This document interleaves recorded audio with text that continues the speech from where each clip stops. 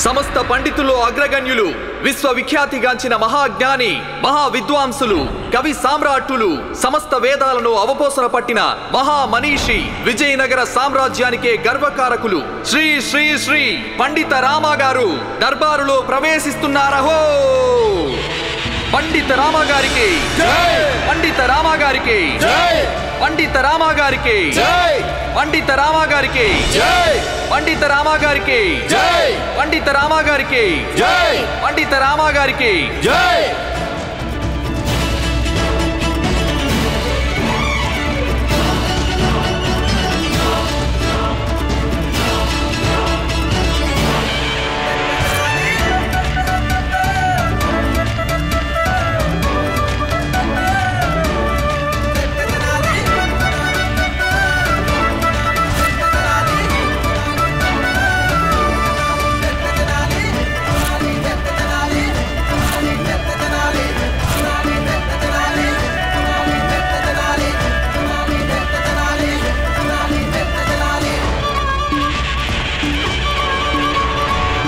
పండిత రామ గారికి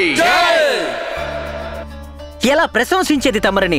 భాషలో మాటలు లేవనిపిస్తోంది. ఈ మానవ శరీరంలో స్వయాన ఏ దేవుడో వెలిశాడు. లోకంలో నలుమూలలా మీ కీర్తి ప్రతిధ్వనిస్తోంది. వీరే మన అష్టదిగ్గజులైన రామ. పండిత రామ గారికి పండిత రామ గారికి పండిత రామ గారికి